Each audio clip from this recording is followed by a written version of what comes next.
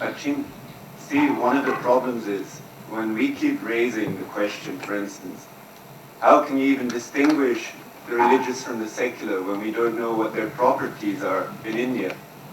And I make that point, and then Neera says, look, this secular state in India also means non-alignment with religion. It should not be aligned with religion. It means that you should give equal rights regardless of religion. And the concept of religion comes back and back and back again. You know, this is in response to the question, how do you separate the sacred and the secular? Frankly, I don't think you can, and you cannot be foolhardy to even attempt it. Marriage is a civil contract, but marriage is also embedded in religious rituals and expectations and understanding. What I think secularism is about, including the United States of America, Gary Jacobson has done an excellent book called The Wheel of Law, in which he has compared the US and India, is not you separate secular and sacred. What you do is you prioritize, in cases of conflict, the secular over the sacred. Now, it doesn't always happen. It doesn't only happen in India, these deviations. It also happens in a highly secular country like Norway. Whenever I go to Norway, I'm struck by their art galleries, because there is absolutely no content of Catholicism in art the way you would find in Spain or France. Still, the Norwegian government ruled recently that every child in a Norwegian school would have to recite the Lord's Prayer. And Norway has a substantial immigrant community. Some friends went in the university, went to the court. Norway has a tradition of parliamentary sovereignty. The court said, Parliament knows best. Then they went to the European Court of Human Rights.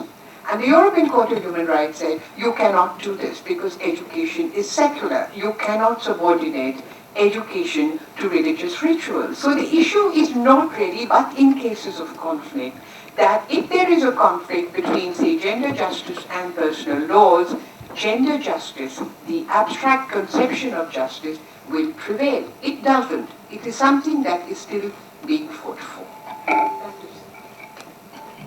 See, it seems we're having some difficulty in getting the questions across, the problems across. Because, first of all, it's not the first problem about the religious secular divide is not about how you separate them, but about how you identify them. And to give an analogy, if you say you have to separate sugar from water, that is, sugar dissolved in water, you first have to know what makes water different from sugar and the structure of these two before you can even think of separating them. So the problem you're raising is, how do you even recognize what is religious and what is secular? How do you even see that? And that's why the example of personal law came up yesterday. I mean, is personal law part of the sphere of religion, or is it not? No one can say, because it's not as though you have some neutral scientific theory of religion. Precisely because the distinction between the religious and the secular, as we said several times, is made within a Christian theological framework. If you don't have that framework, you just keep mentioning these two as though the meaning is obvious, but actually we don't know what we're talking about. Now, the problem of proselytization.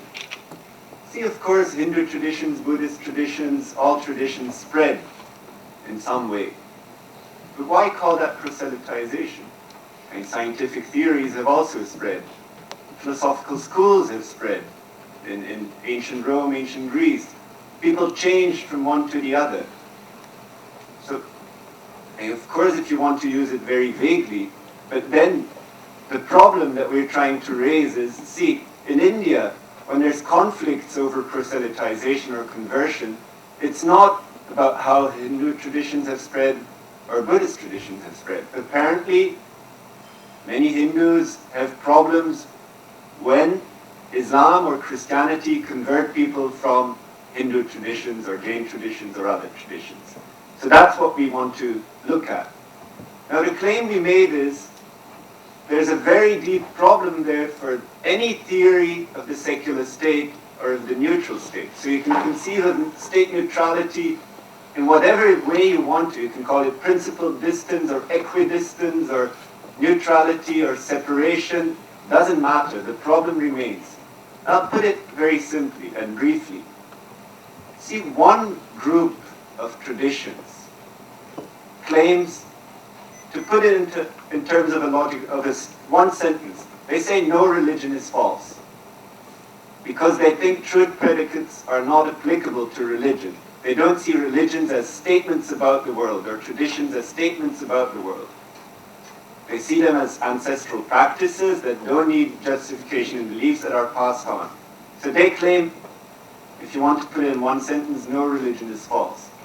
Now, Christianity and Islam, this is not a value judgment, it's just theoretical analysis of what Christianity and Islam are, inevitably claim some religion is false because they do ascribe truth predicates to religions. They see religions as bodies of doctrines, systems of beliefs that can be either true or false. So they say some religion is false. Now these two statements, no religion is false, some religion is false, are logical contradictories.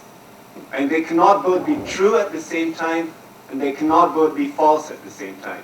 What does that mean? Well, you have to take a position as a secular state, as a state confronting a conflict over conversion, proselytization. You cannot but take a position. There's no neutral ground in between these two positions. Now, from no religion is false, it follows that religions are not rivals of religious truth, and that proselytization should be banned because non-interference is the central value there. From some religion is false, or some religions are false, it follows that religions are rivals of religious truth, and that proselytization is of the greatest importance, and it should always be allowed.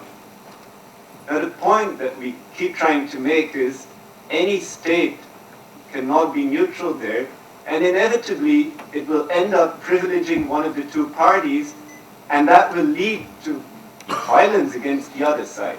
And if you take away the freedom to proselytize from Christians and Muslims, you take away something that is central to their religion. But if you take away the freedom from interference from Hindus, Buddhists, other traditions, you'll take away something that is central to their traditions. So the state will end up privileging one of the two parties. That was the claim. Now, this is a deep logical problem. It's a logical impossibility for a secular state to take a neutral position there. That was the claim we're trying to make. Any history, any story about how the secular state came into being in India cannot solve that problem. Because that history can also show how the state first took a position that privileged Islam, then suddenly it privileges Hindu traditions, and it's been doing that. So that's the kind of problem we're trying to raise. And saying that freedom of choice is central in the modern era, well, what if you want to make freedom of choice in terms of freedom to choose not to be interfered with? And you can, these are just words that won't change the conceptual problem that we're trying to raise. I mean, this morning we saw that in the US, secular humanists are arguing that proselytization should not be allowed freely because the people who the proselytizer wants to be proselytized should be left alone. And that's what the freedom of choice means there, and freedom of religion means to secular humanists. There, to evangelical fundamentalists, it means that you should be free to proselytize, and the right to convert is central. So again, we can raise the question that we raised this morning. How come that Indian secularists take the same position that evangelical fundamentalists take in the US?